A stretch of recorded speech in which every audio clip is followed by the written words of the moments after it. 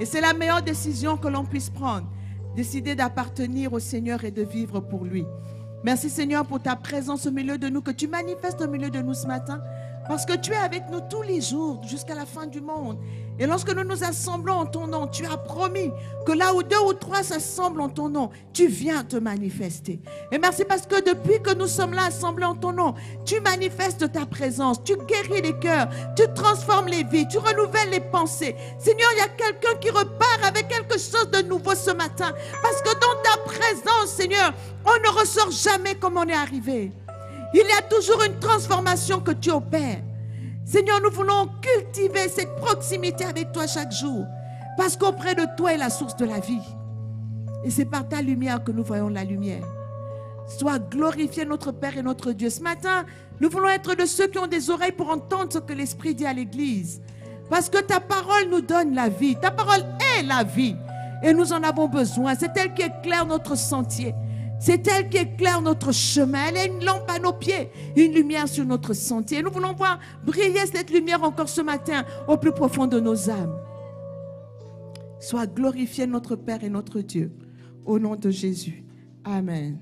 Amen. Gloire soit, béni soit le Seigneur. Merci les chantres. Alléluia. Je voulais vous partager une méditation que j'ai commencé depuis un moment et qui s'est poursuivie un peu cette semaine. Vous savez, souvent, on croit que Jésus est venu par amour. Et c'est vrai, la Bible dit Dieu a tant aimé le monde qu'il a donné son Fils. Donc la venue de Jésus est un témoignage, et c'est la marque, comment je veux dire, c'est la marque suprême de l'amour de Dieu pour nous. Le fait que Jésus soit venu, qu'il ait accepté de donner sa vie, comme on l'a lu dans Apocalypse 5. On a demandé, qui enverrai-je? Qui ira pour sauver ces gens? Jésus a dit, me voici, envoie-moi. Il s'est porté volontaire. Et dans l'évangile de Jean, il dira, personne ne m'ôte la vie. Parce que ma vie, j'ai le pouvoir de la garder. Il est le Dieu Tout-Puissant. Il dit, ma vie, j'ai le pouvoir de la garder. Personne ne me l'ôte. C'est moi qui la donne. Parce que le bon berger donne sa vie pour ses brebis. Je suis venu donner ma vie. Il a donné sa vie volontairement. Et quand on l'emmenait à la croix, quand on le frappe, il dit, mon royaume n'est pas d'ici. Si mon royaume était d'ici, toi là, tu pourrais me faire quoi? Mais bon, j'ai fait le choix d'accepter de devenir un homme, de payer le prix pour le péché de l'humanité. Donc, allons-y jusqu'au bout. Je vais subir comme tous les humains. Je vais prendre leur place à la croix de Golgotha. Donc, le Seigneur est venu par amour. Il s'est sacrifié pour nous. Et la Bible dit dans 2 Corinthiens 5,14 que Christ est mort. Et l'amour de Christ nous presse, parce que nous savons que c'est un seul est mort pour tous. Tous donc sont morts. Et qu'il est mort pour tous, afin que ceux qui vivent ne vivent plus pour eux-mêmes, mais pour celui qui est mort et ressuscité pour eux.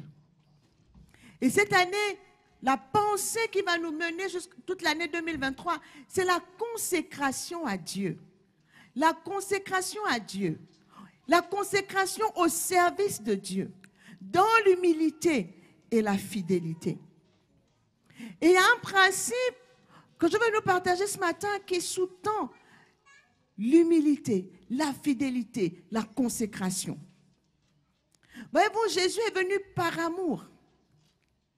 Mais Jésus a dit, je suis le chemin, la vérité et la vie. Nul ne vient au Père que par moi. Ce verset est l'un des versets les plus célèbres que tous les chrétiens connaissent. Jean 14, 6. Le Seigneur dit, je suis la vérité. Il est venu par amour, mais il est la vérité. Oui, Dieu est amour, mais il est aussi le Dieu de vérité. La Bible dit de Dieu qu'il est le Dieu de vérité. Mais Jésus a dit, je suis la vérité. Et dans Jean 8, 32, il dit, la Bible dit, comme Jésus parlait ainsi, plusieurs crurent en lui. Et il dit aux Juifs qui avaient cru en lui, si vous demeurez dans ma parole, vous êtes vraiment mes disciples. Vous connaîtrez la vérité et la vérité vous affranchira. Il dit, si vous demeurez dans ma parole, vous êtes mes disciples.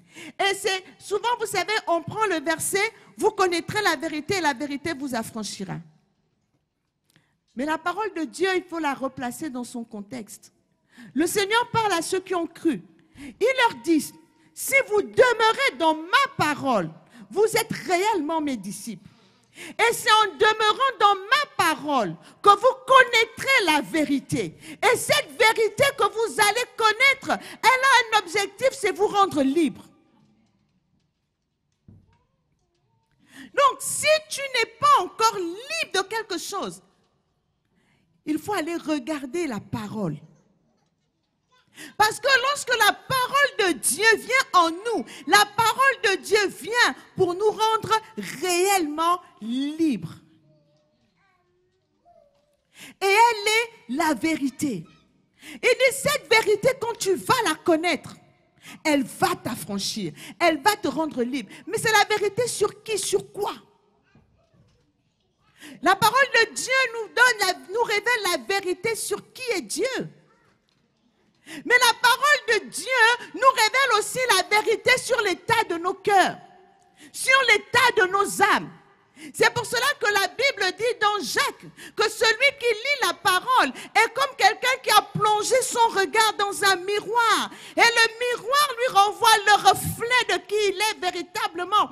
Alors il dit, quand le miroir t'a renvoyé le reflet, n'oublie pas ce que tu as vu, mais mets la parole de Dieu en pratique pour arranger le reflet que tu as vu. Si c'est un bon reflet, tu dois l'entretenir. Mais si la parole a montré des taches, si la parole a montré des insuffisances, il faut les régler. Parce que la parole de Dieu vient pour instruire, elle vient pour corriger, elle vient pour redresser, pour que nous devenions semblables à Christ.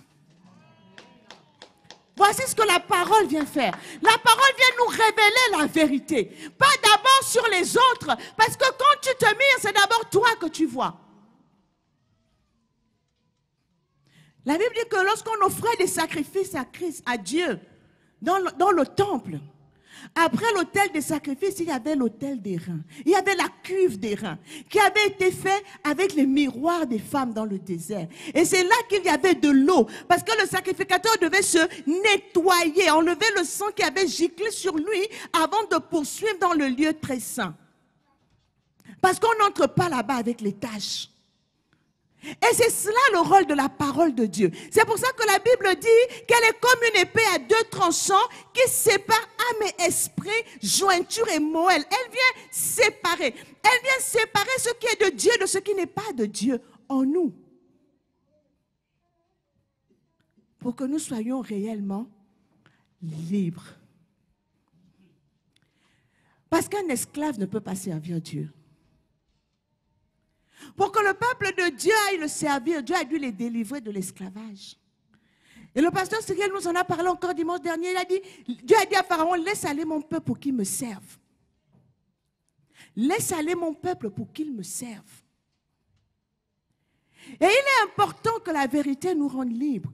Si on veut se consacrer véritablement au Seigneur, on doit apprendre à regarder la vérité, à confronter la vérité et à se laisser transformer par la vérité. Sinon, on ne peut pas se consacrer. Voyez-vous, la vérité consiste à dire ce qui est. Et donc, consistant à dire ce qui est, la vérité est la rencontre entre trois éléments. La parole, ce qui est, et la rencontre entre la parole et ce qui est. La vérité, c'est la rencontre entre la parole et ce qui est. Si la parole n'est pas conforme à ce qui est, ce n'est pas la vérité. C'est ce qu'on appelle le mensonge. Cette chaise est rouge. Si ma parole dit que la chaise est bleue, ce n'est pas la vérité. Parce que ma parole ne rencontre pas ce qui est. Et donc, cette vérité-là nous rend libres. Le Seigneur Jésus a dit dans Matthieu 6, 24, « Nul ne peut servir deux maîtres à la fois. ou il haïra l'un et aimera l'autre, ou il s'attachera à l'un et méprisera l'autre. Vous ne pouvez servir Dieu et Mammon. Ce passage, vous savez que quand Jésus sort du baptême, il va dans le désert où il est tenté par le diable. Et quand il revient, à partir de Matthieu 5, il établit la justice du royaume de Dieu. Il établit les principes du royaume. Donc, entre Matthieu 5 et Matthieu 7, il redéfinit les principes qui fondent le royaume qu'il est venu apporter. Et donc, il va compléter la loi de Moïse. Il dira, je ne suis pas venu l'abolir. Mais il vient porter cette loi à une autre dimension. Alors que la loi de Moïse jugeait les actes, la loi du royaume regarde les cœurs. La loi de Moïse jugeait les actes, la loi du Seigneur juge les motivations. Il a dit, on vous a dit, tu ne commettras point d'adultère. Il dit, mais moi je vous dis que si quelqu'un regarde une femme pour la convoiter, il a déjà commis adultère dans son cœur. La loi de Moïse ne regardait pas dans le cœur. Le péché était établi quand tu avais commis l'acte. Mais le Seigneur, lui, il va plus loin. Il dit, celui-même qui regarde seulement, pour moi, c'est déjà péché. Le Seigneur dira, on vous a dit, tu ne tueras point. Mais moi, je vous dis, celui qui hait son frère est déjà un meurtrier. Et c'est pendant que le Seigneur pose les principes du royaume qu'il va sortir cette parole. Nul ne peut servir 2 maîtres à la fois.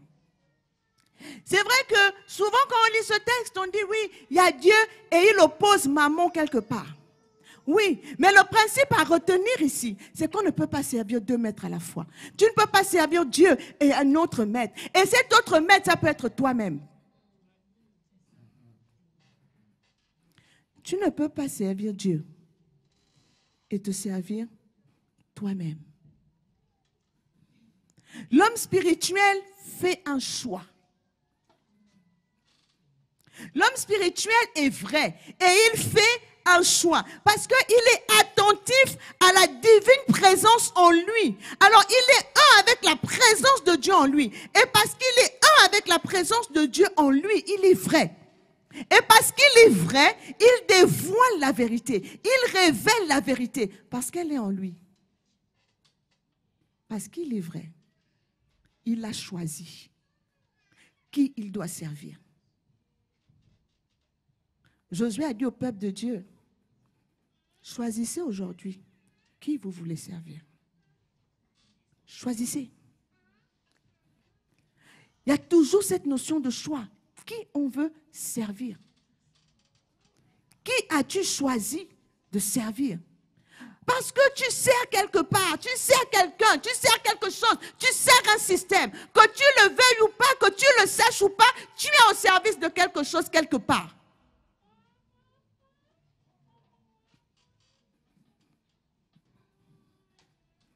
Et le Seigneur te dit ce matin, choisis de servir Dieu.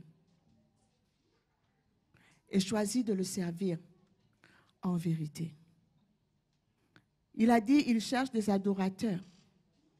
Dieu ne cherche pas l'adoration.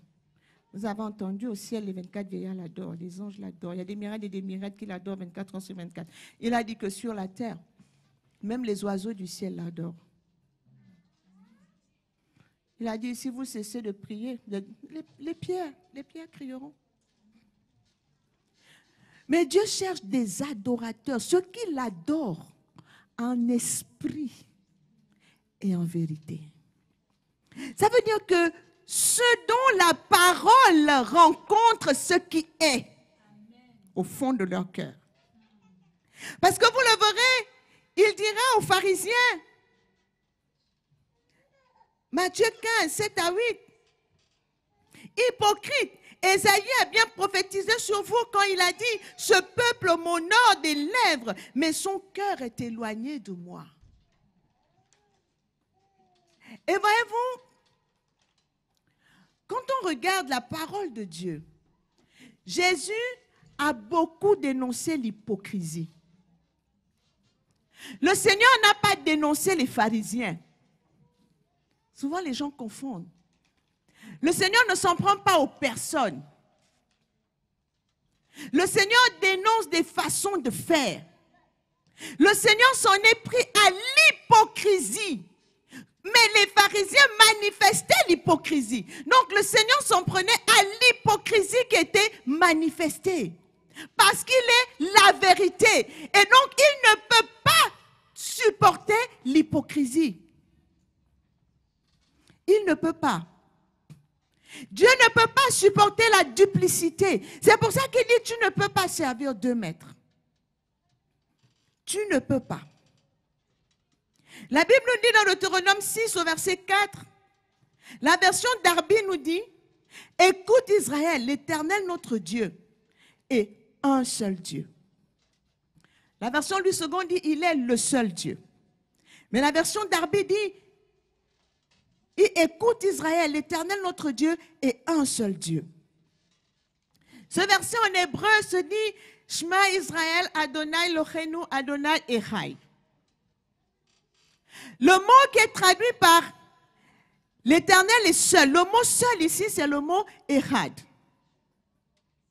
Et ce mot-là, vous savez que la difficulté qu'on a de ramener les mots hébreux en français, c'est qu'un mot hébreu a différents sens, a plusieurs sens, selon le contexte dans lequel on le prend.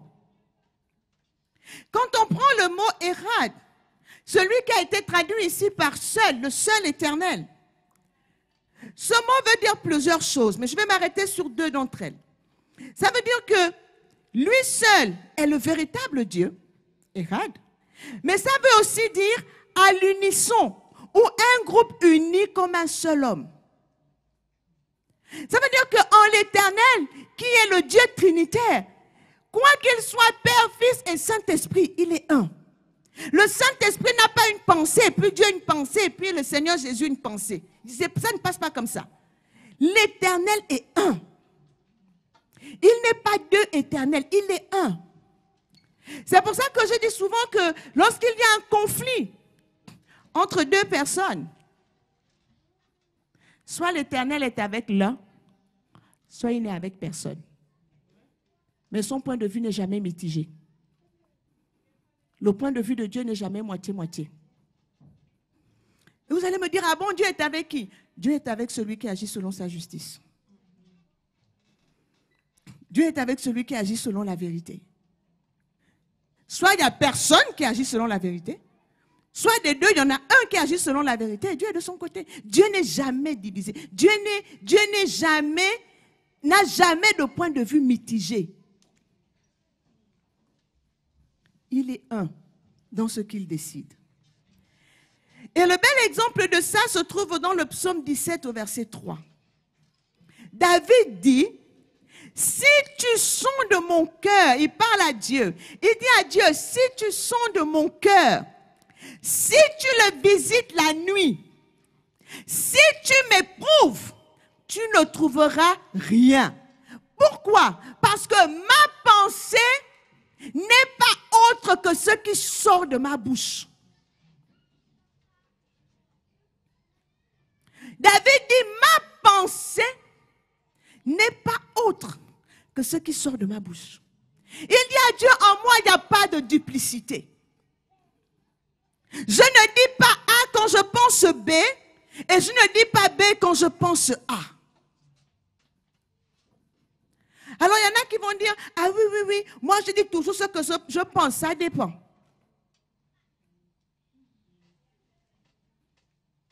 Si ce que tu penses est mauvais, le problème n'est pas de dire toujours ce que tu penses, le problème c'est que tes pensées sont mauvaises.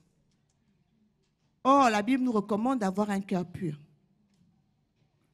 C'est comme un jour, j'ai entendu une chrétienne qui disait, en tout cas moi, quand je n'aime pas quelqu'un, je le lui dis, parce que je suis franche. Et je lui ai dit, ma sœur, tu es certainement franche, et tu es franchement dans l'erreur. Je lui ai dit, tu es franche, mais tu es franchement dans l'erreur. Parce que le problème n'est pas de ne pas dire ce que tu penses. Le problème, c'est que tu n'as pas le droit de ne pas aimer quelqu'un. Parce que la Bible te dit d'aimer tout le monde, même tes ennemis. Donc, à partir du moment où tu pars du principe que tu n'aimes pas quelqu'un, tu es déjà dans le péché. Donc, venir cracher ton péché et le glorifier, c'est un péché en plus. Parce que tu vas blesser. Ce n'est pas ça la vérité. La vérité de Dieu rend libre. Vous voyez, c'est comme ça que le diable pervertit la parole. Et on pense qu'on a le droit de dire tout ce qu'on veut. Même quand on doit dire la vérité, la Bible dit que vos paroles soient assaisonnées de sel et couronnées de grâce afin que vous sachiez comment il faut parler à quelqu'un, à chacun. Et Simone Veil l'a dit autrement. Simone Veil a dit, la vérité est bonne à dire pourvu qu'on utilise les mots qui font le moins mal. J'ai bien aimé cette expression. La vérité est bonne à dire pourvu qu'on utilise les mots qui font le moins mal. Donc David parle ici parce qu'il sait que son cœur est pur. Parce qu'il sait qu'il est droit devant le Seigneur. Alors il dit au Seigneur, ma pensée n'est pas autre que ce qui sort de ma bouche. Donc l'homme spirituel est vrai, il est entier. Il est exempt d'hypocrisie. Quand le Seigneur s'en prend à l'hypocrisie, si vous tapez le mot hypocrisie dans la Bible, vous allez voir toute une panoplie de versets. Parce que le Seigneur s'en prend à l'hypocrisie. Il ne supporte pas l'hypocrisie. Parce que l'hypocrisie s'oppose à la vérité. Quand on est hypocrite, on n'est pas vrai. Sa parole n'est pas en accord avec ce qui est dans le cœur. Les actes ne sont pas en accord avec le cœur. C'est cela l'hypocrisie. Et Dieu n'est pas dans ça. Parce que Jésus a dit, je suis la vérité. Il a dit au peuple hébreu, vous êtes hypocrites parce que vous m'honorez des lèvres, mais votre cœur est éloigné de moi. Il dira aux pharisiens, malheur à vous, scribes et pharisiens, hypocrites. Donc, il ne leur dit pas malheur à vous parce qu'ils sont scribes ou parce qu'ils sont pharisiens. Il leur dit parce qu'ils sont hypocrites. Il leur dit, vous fermez aux hommes le royaume des cieux. Vous n'y entrerez pas vous-même. Et vous n'y laissez pas entrer ceux qui veulent entrer. Il leur dira encore, malheur à vous, scribes et pharisiens hypocrites, parce que vous nettoyez le dehors de la coupe et du plat, et qu'au-dedans, ils sont pleins de rapine et d'intempérance. Donc le Seigneur dit, ce qui est dehors, c'est ce qui doit être dedans. Et il donne la procédure, il dira aux pharisiens, nettoyez l'intérieur de la coupe et l'extérieur sera net. Ça ne sert à rien de vouloir nettoyer l'extérieur. Parce qu'en réalité, Dieu regarde au cœur. Et la parole de Dieu vient faire un travail justement dans le cœur. Parce que si le cœur est net, on est un, on est vrai. Et on est en accord avec le Seigneur. Et on peut être réellement libre.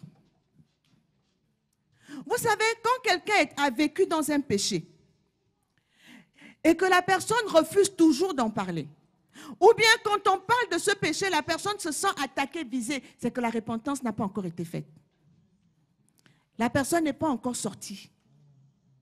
Parce que quand tu es sorti d'un péché, tu es réellement libre. Tu peux en parler librement. Quand on en parle, tu ne te sens même pas concerné. Bien au contraire, tu es prêt à témoigner pour que d'autres soient édifiés et que ceux qui étaient dans la même situation soient eux aussi libérés.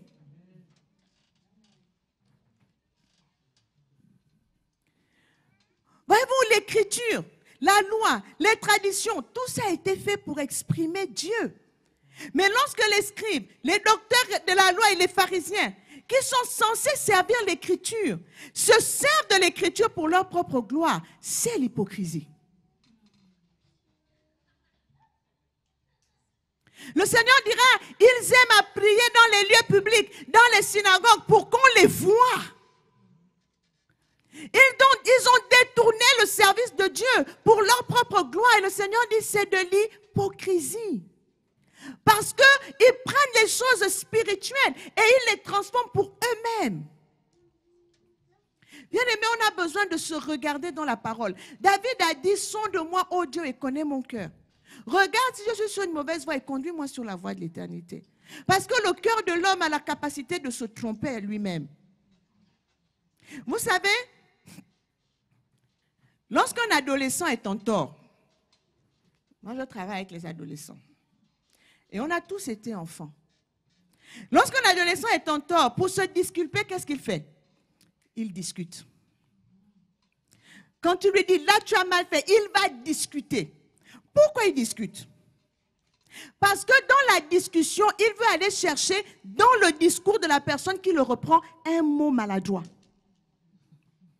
Un seul mot. S'il trouve ce mot maladroit, c'est fini. C'est fini. S'il trouve un seul mot maladroit, le tour est joué.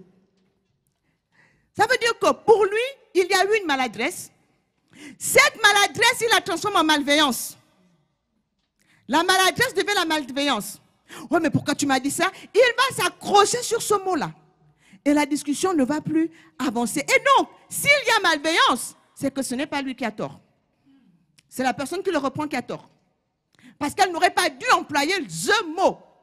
Donc, là, c'est fini. C'est la personne qui a tort. Et donc, non seulement la personne qui le reprend a tort, il va plus loin. Elle ne l'aime pas. Moi, ici, on ne m'aime pas. Vous voyez, il y a des adultes qui ont cette situation, qui ont la même attitude face au péché.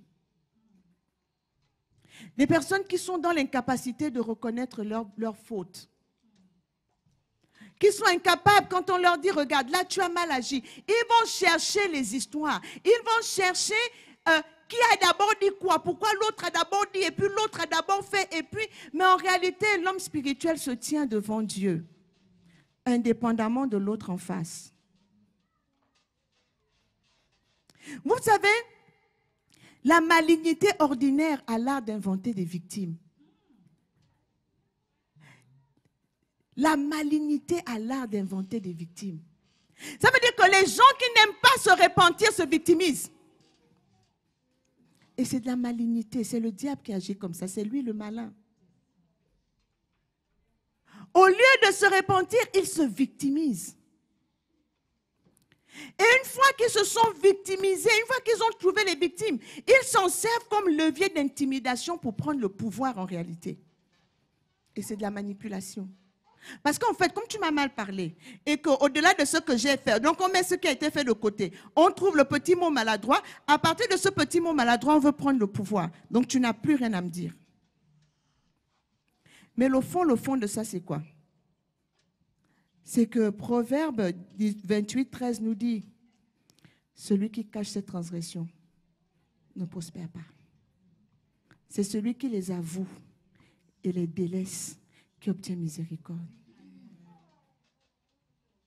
Et croyez-moi, je vous parle par expérience, un péché qui n'a pas été avoué, on ne le délaisse jamais. Parce que la Bible dit, en croyant du cœur, on parvient à la justice, mais en confessant de la bouche, on parvient au salut. Il y a beaucoup qui vivent avec des péchés cachés. Ils pensent un jour qu'ils vont s'en sortir, mais tant que vous ne l'aurez pas confessé, vous ne vous en sortirez pas. Tant que vous n'aurez pas parlé à quelqu'un, tant que vous n'aurez pas dit « je reconnais ce péché », s'il y a un péché récurrent dans votre vie, confessez-le à quelqu'un. Demandez l'aide de quelqu'un. Parce que sans la confession, il n'est pas possible de délaisser. C'est celui qui avoue cette transgression et les délaisse qui obtient miséricorde. Il y a beaucoup d'ardoises qui ne sont pas effacées aux yeux du Seigneur ce matin. Parce qu'au lieu de reconnaître la transgression, on a choisi la fuite en avant. Mais cela, on ne peut pas être consacré comme ça. On ne peut pas être consacré si on ne se confronte pas à la vérité de qui nous sommes. Parce que le but de la parole, c'est chaque jour, nous ne sommes pas devenus parfaits. Nous le deviendrons quand Christ apparaîtra. Tant que Christ n'est pas revenu, la parole de Dieu sera toujours là pour nous corriger. Elle sera toujours là pour nous redresser. Elle sera toujours là pour éclairer nos fautes. Elle sera toujours là pour éclairer ce qui en nous ne plaît pas à Dieu. Comme on se regarde dans le miroir va toujours éclairer. Et quand le miroir éclaire, on voit les zones d'ombre. On voit ce qu'il y a à réparer. Mais malheureusement, la Bible nous dit que dans les derniers temps, les gens auront la démangeaison d'entendre les choses bonnes et ils se donneront une foule de docteurs selon leur cœur. Les gens veulent un évangile où ils n'ont aucune responsabilité pour changer leur vie. Ce qui leur arrive, c'est le diable, c'est les autres, ce sont les démons, c'est la famille, c'est l'oncle, la tante. Ils n'ont eux-mêmes aucune responsabilité. Mais la Bible dit, si Dieu est pour moi, qui sera contre moi? Donc, si tu estimes que les choses que les sorciers font t'atteignent, où est Dieu dans ta vie? C'est ça la question. Parce que la Bible dit que nos vies sont cachées avec Christ en Dieu. Et parce que je suis en Christ, je ne crains ni la flèche qui vole de jour, ni celle qui vole de nuit. 1000 tombent à ma gauche, 10 000 à ma droite, je ne serai pas atteint, je ne chancelle pas. Mais je sais aussi que parce que ma vie est entre les mains de Dieu, aucun cheveu ne tombe de ma tête si Dieu ne l'a permis. Alors si une situation se présente à moi, Dieu a permis la situation. Dans quel but? Alors toutes les situations qui se présentent, même celles que le diable suscite pour qu'elles soient pour moi une occasion de chute, elles se transforment en enseignement, elles se transforment en témoignage, elles se transforment en œuvre de Dieu dans ma vie. C'est pour cela que la Bible dit que toute chose concourt au bien de ceux qui aiment Dieu. Parce que celui qui aime Dieu, quand il a une situation difficile, il va s'arrêter devant Dieu et dire, Seigneur, cette situation, pourquoi elle est dans ma vie? Pas un pourquoi que je viens demander des comptes à Dieu, non. Un pourquoi qui me permet de comprendre et d'apprendre de cette situation. Parce que la Bible dit que même quand il y a l'épreuve vient pour accomplir une œuvre. L'épreuve ne s'arrête que quand elle a accompli son œuvre. Donc mieux demande à Dieu, Seigneur, cette épreuve, c'est pour quelle œuvre? C'est pourquoi dans ma vie? C'est dans quel but? Où est-ce que tu veux m'emmener? Qu'est-ce que tu veux que j'apprenne? Et à partir de là, tu deviens inébranlable. Parce que quel que soit le vent que le diable va emmener, tu rendras grâce à Dieu. Quelle que soit la tempête qui va s'élever, tu vas apprendre à surfer sur la tempête. Tu dis, Satan, toi et moi, on se connaît. Tu sais que tu es vainqueur, moi je suis vainqueur, il n'y a pas de problème. Je vais vaincre cette situation et ça me fera un témoignage, un enseignement de plus et j'avance. On n'est pas là en train de chercher les coupables. Non. Et beaucoup de situations, nous nous retrouvons souvent dans des situations difficiles, des fois, parce que nous ne savons pas reconnaître nos erreurs. Parce que nous ne voulons pas reconnaître que là, j'ai eu tort. Des fois, des situations s'enveniment dans le couple, parce que personne ne veut reconnaître que j'ai eu tort. Et moi, je dis souvent au couple, ça sert à quoi de faire l'orgueil avec quelqu'un qui te voit nu? Je ne comprends pas le truc en fait. Tu as du mal à dire à quelqu'un avec qui tu dors tous les jours, là je reconnais mon erreur. Il y a un problème.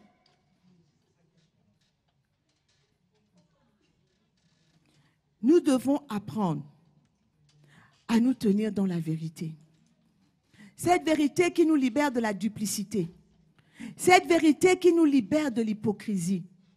Cette vérité qui fait que nous regardons en face nos transgressions et nous pouvons les avouer à Dieu. Nous pouvons les délaisser pour obtenir miséricorde. Parfois, il y a des choses qu'on a fait dont on n'est pas fier, que l'on n'aurait jamais aimé faire. Mais ce n'est pas en les cachant qu'on est affranchi, c'est en les confrontant.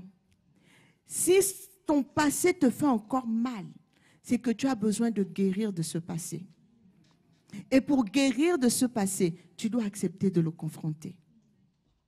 Et tu dois le confronter en sachant que Dieu ne te condamnera jamais pour ton passé.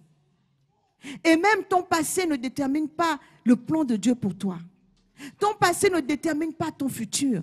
Mais ton passé te retient. Parce que si tu n'es pas libre, tu ne peux pas avancer.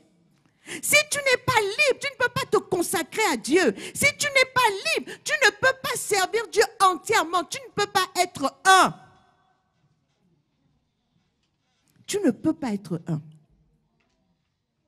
Celui qui cache ses transgressions ne prospère pas. C'est la parole de Dieu. La parole de Dieu dit Jésus libère, amen. Jésus guérit, amen. Jésus nous rend prospères, amen. Elle dit aussi que celui qui cache ses transgressions ne prospère pas. Or, la volonté de Dieu est que nous prospérions à tous égards. C'est cela la volonté de Dieu.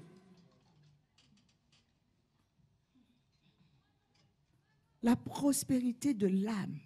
Il dit, je souhaite que tu prospères à tous égards, comme prospère l'état de ton âme. Ça passe par le fait de reconnaître cette transgression. Et quand le Seigneur me parlait, il me disait vraiment, il y a beaucoup de transgressions qui sont cachées. Et on pense avancer. On ne peut pas. Et certaines personnes tournent en rond là. Elles tournent, elles sont dans des éternels recommencements. Parce qu'il y a des transgressions qui ont été cachées.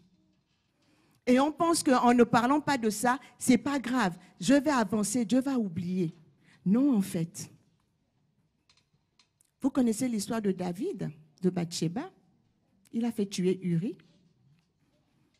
Je me suis demandé, mais qu'est-ce qui s'est passé dans la tête de David? Mais quand Uri meurt, il épouse Bathsheba, il la met sous son toit. Bathsheba tombe enceinte. Bathsheba accouche même. Ce qui veut dire que l'affaire a duré au moins 9 mois, puisque l'enfant était né. Et David ne s'était toujours pas repenti. Et pourtant, il vivait sa vie. Je suis sûre qu'il allait au temple. Je suis sûre qu'il adorait Dieu. Mais jusqu'à ce que Dieu en ait eu marre. Dieu dit, mais enfin, mes enfants, David, qu'est-ce qui se passe? Dieu a dû lui envoyer le prophète Nathan pour lui dire que non, tu as commis un crime. Et tu ne peux pas faire comme si rien ne s'était passé. C'est seulement à ce moment-là que David s'est repenti et que Dieu a effacé la transgression. Et même Dieu lui a dit, parce que tu as fait ça, voici les conséquences de ton acte. Et David a accepté d'assumer. Mais il y a un autre passage souvent qu'on ne voit pas dans la Bible. C'est que David dit que quand il a confessé enfin ce péché, il était libre. Il dit que tant qu'il se taisait, son âme se consumait au fond de lui. Non, en apparence, on voyait quelqu'un qui avait l'air bien, mais au fond de lui, il était rongé par ce péché qu'il n'avait pas confessé. Et vous savez ce qui s'est passé? Lorsqu'Absalom, le fils de David, se révolte contre David et qu'il fuit, David va envoyer Joab. Joab va poursuivre Absalom. Et David dira à Joab, ne tue pas Absalom. Ne le tue pas. Ramène-le. Vous savez ce qui va se passer? Joab va tuer Absalom. Pourquoi Joab tue Absalom sans craindre David? Parce que, souvenez-vous, quand David doit tuer Uri, c'est qui le chef de l'armée? Joab. Qui reçoit la lettre dans laquelle David écrit pour dire que mets Uri là où on va le tuer? C'est Joab. Joab connaissait le secret de David. Il savait que David avait commis un crime. Donc David était lié, non seulement vis-à-vis de Dieu, mais il était lié vis-à-vis de Joab. C'est pour ça que quand il dit à Joab, tu ne tues pas Absalom, Joab dit au fond de lui qu'attends, tu as fait tuer Uri qui n'avait rien fait, qui était un vaillant soldat pour prendre sa femme, et ton fils qui est rebelle, c'est lui que tu veux protéger. Moi, je le tue, fais ce que tu veux. Qu'est-ce que David a fait à Joab? Rien. Parce qu'il était lié par un péché non confessé. Il avait traité avec Dieu, mais il n'avait pas traité avec Joab. Il n'avait pas expliqué à Joab que j'ai mal fait. Et ce que j'ai mal fait, je l'assume pour qu'il ne soit plus lié vis-à-vis de Joab.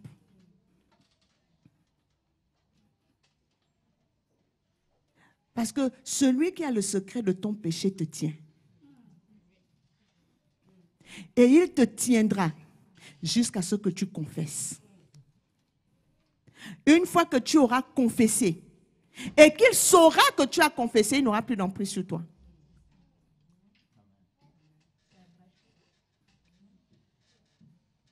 Mais tant que tu n'auras pas fait ça, il te tiendra. Et tu ne seras pas réellement libre. Et c'est pour ça que certaines personnes ont du mal même à vivre leur chrétienté devant certaines personnes. Parce qu'ils savent les compromis qu'ils ont fait avec eux en se disant déjà chrétiens. Et ça a donc affaibli ton témoignage. Mais ce n'est pas la fin. Dis-lui que oui, en tant que chrétien, je n'aurais pas dû faire ça, je l'ai fait, je me suis repenti devant Dieu, mais voilà ce que la parole de Dieu dit et voilà comment je marche aujourd'hui. C'est comme ça qu'on rompt les liens. La Bible dit, vous connaîtrez la vérité et la vérité vous affranchira. C'est l'année de la consécration.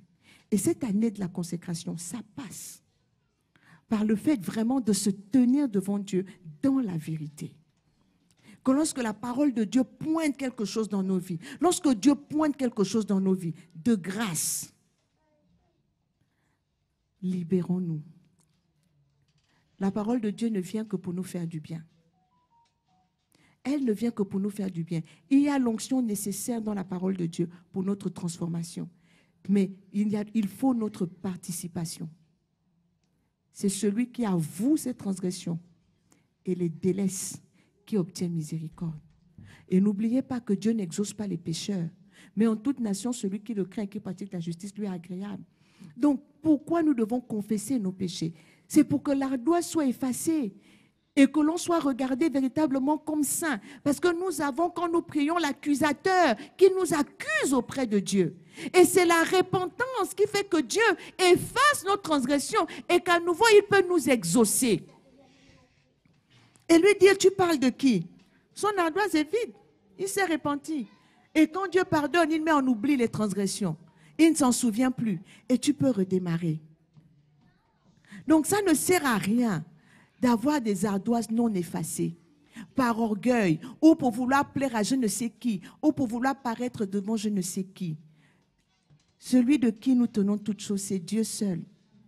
Et il regarde nos cœurs. Et la Bible dit le pardon se trouve auprès de lui afin qu'on le craigne. Alléluia. Laissons la parole de Dieu nous transformer. C'est aussi ça la consécration. C'est d'abord ça la consécration. Ce n'est pas simplement faire des actes et des actes. Si notre service n'est pas en accord avec ce qu'il y a dans le cœur, on sera hypocrite. Donc le Seigneur veut qu'on nettoie l'intérieur de la coupe pour que l'extérieur soit net. Le Seigneur veut qu'on traite avec toutes ces transgressions qu'on a laissées, qu'on n'a pas voulu confesser, auxquelles on ne veut pas faire face. Tout ce que le Seigneur pointe, tu sais que tu dois te réconcilier avec quelqu'un, que tu dois aller faire la paix. Mais tu vas d'abord regarder, mais non, c'est d'abord lui qui m'avait dit, c'est puis lui aussi m'avait fait ça, et puis Dieu te dit, arrête. Arrête. Tu sais ce que tu dois faire. Il n'y a pas de puissance contre la vérité. Il n'y en a que pour la vérité, nous dit la parole de Dieu. J'aimerais qu'on prie maintenant. Dieu ne parle pas en vain. C'est l'année de la consécration à Dieu et du service dans l'humilité et la fidélité. C'est l'humilité qui nous pousse à reconnaître nos transgressions.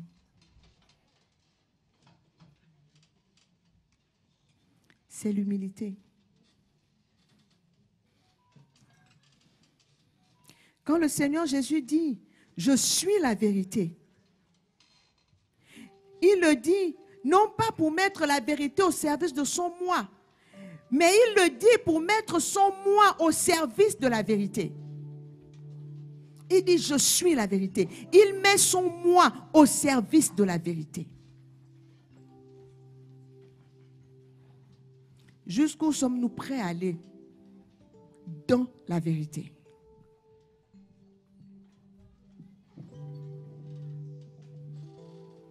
Ça ne sert à rien de nettoyer l'extérieur. Dieu voit l'intérieur. Et la grâce de Dieu est suffisante. Elle est suffisante pour que l'intérieur soit nettoyé, afin que l'extérieur soit net. Bien-aimé, Dieu ne parle pas ce matin pour condamner. Dieu ne condamne pas.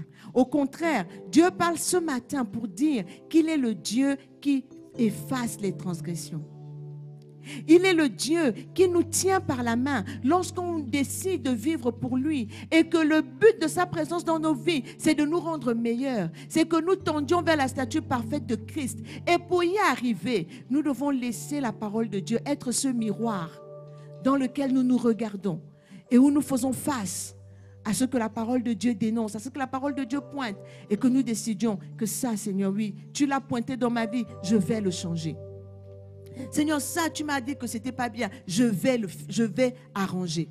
Seigneur, ce trait de caractère, il n'est pas bien, aide-moi à le changer. Seigneur, cette façon de faire les choses me dessert, ce n'est pas bon, ce n'est pas conforme à ta volonté, ce n'est pas conforme à ta vérité. Aide-moi, Seigneur. On ne peut pas marcher avec Dieu en faisant semblant. Le Seigneur est la vérité. Je vais nous inviter à prier ce matin. Ton voisin n'est pas obligé d'entendre ce que tu dis. Mais c'est entre Dieu et toi ce matin. Qu'est-ce que le Seigneur a souvent pointé dans ta vie? Qu'est-ce que tu as fait dont tu as honte? Dont tu n'as jamais parlé, mais tu sais que ça te tient, tu sais que ça te pèse. Tu sais que c'est un lien. Il y en a qui vivent avec des choses sur la conscience. Ils ont peur tous les jours que quelqu'un le découvre. Parce qu'ils ont bâti un storytelling, comme on dit, sur une histoire, parce qu'ils veulent se donner une image. Mais Dieu veut que tu sois toi, que tu sois vrai. Lui ne te rejette pas. Mais c'est seulement en étant vrai que tu seras réellement libre et que tu pourras t'envoler et aller beaucoup plus loin.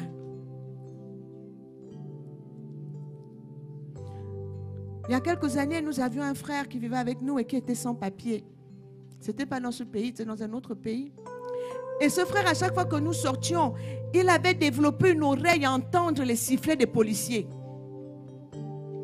Il pouvait entendre un sifflet de policier quand nous-mêmes, personne n'avait entendu. Les policiers pouvaient être à 2 km, il entend le sifflet. Parce qu'il n'était pas libre. Il vivait avec la peur d'être arrêté, d'être rapatrié. Et un jour, nous étions en train de marcher avec lui. Et tout d'un coup, on l'a vu partir en courant, retourner à la maison, se cacher. Et nous, on ne comprenait pas. Et l'un des frères qui était avec nous nous a dit, il y a des policiers quelque part. Et je vous assure, les policiers étaient peut-être comme nous, on est là, les policiers étaient peut-être comme à l'entrée là-bas, là où il y a les pompiers. Il avait entendu le sifflet. Et il ne pouvait pas se déployer. Il ne pouvait pas circuler parce qu'il avait toujours cette peur d'être attrapé. Et c'est comme ça que le diable nous tient. Lorsqu'on a dans nos vies des choses qui sont cachées, on vit avec la peur que quelqu'un le découvre. On vit avec la peur, si le pasteur apprend ça, si tel apprend ça, si tel apprend ça. Et on vit avec ça comme ça, mais tu n'es pas libre, tu ne peux pas aller loin. Ne crains pas les hommes, bien-aimés, crains Dieu. La crainte des hommes tend un piège. Mais la vraie sécurité se trouve dans le fait de faire confiance à Dieu. Il y a même des maris, des épouses qui ont fait des choses où elles savent que si mon mari la prend, c'est fini. Mais ton mariage repose sur un mensonge. Et tu ne peux pas construire sur un mensonge. C'est le diable qui est le père du mensonge.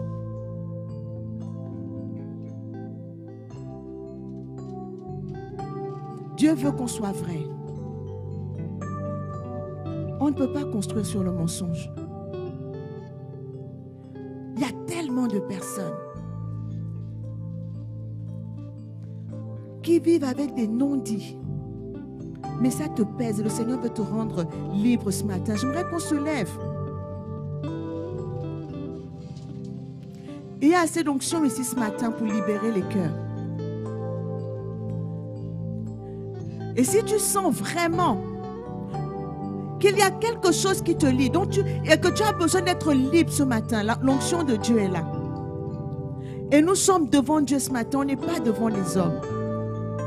Et j'aimerais vraiment prier avec toi en t'oignant d'huile pour que cette huile d'onction soit le symbole du Saint-Esprit qui te donne la force de rompre les liens qui te retiennent captif parce que tu dois avancer. Dieu a un plan pour toi, des projets de paix et non de malheur.